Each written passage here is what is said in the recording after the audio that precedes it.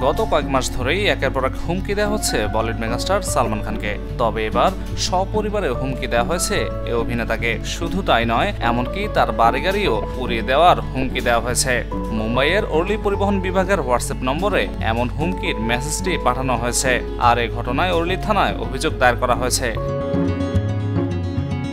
তবে কে এই মেসেজ পাঠিয়েছে তা তদন্তকারীরা খতিয়ে দেখছেন। টাইমস অফ ইন্ডিয়ার প্রতিবেদন অনুসারে অজ্ঞাত পরিচয় এক ব্যক্তি সালমানের বাড়িতে ঢুকে তাকে খুনের হুমকি দিয়েছেন। একই সঙ্গে বিস্ফোরণে তার গাড়ি উড়িয়ে দেওয়ার কথা উল্লেখ রয়েছে।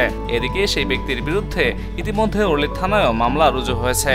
যে নম্বর থেকে মেসেজ করা হয়েছে সেই নম্বরটিও ট্র্যাক করা হয়েছে জানিয়েছে পুলিশ। তবে এই ঘটনার সঙ্গে বিষ্ণু গ্যাংয়ের কোনো যোগ রয়েছে কিনা তাও খতিয়ে দেখছে পুলিশ। কেননা দীর্ঘদিন ধরেই তারা সালমান খানকে হত্যার নানা ছক এগিয়ে আসছিল। এমনকি গত বছর অভিনেতার বাড়ির সামনে গুলি চালানোর ঘটনাও ঘটিয়েছিল।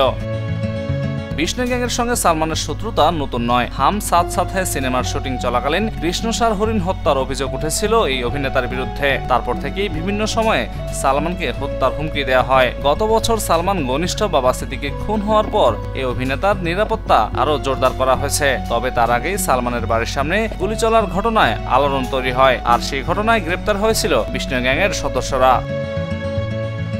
এদিকে মাঝে আবারও সালমানকে শর্ত দেওয়া হয়েছিল বিষ্ণু গ্যাংয়ের পক্ষ থেকে। বলা হয়েছিল তার কাছে দুটি রাস্তা রয়েছে। একটি হলো কোন এক বিষ্ণু সম্প্রদায়ের মন্দিরে গিয়ে তাকে ক্ষমা চাইতে হবে, অথবা বেঁচে থাকার জন্য 5 কোটি টাকা দিতে হবে। সে সময় সিকান্দার সিনেমার শুটিং এ ব্যস্ত ছিলেন বলিউড ভাইজান। যদিও তিনি টাকা দিয়েছেন এমন কোনো তথ্যই আসেনি। এদিকে লাগাতার হুমকি পাওয়ার জন্য সালমানের বাড়ির সামনে নিরাপত্তা আরও জোরদার করেছে মহারাষ্ট্র সরকার। পাশাপাশি ভাইজানকে ওয়াই ক্যাটাগরির নিরাপত্তা দেওয়া হচ্ছে।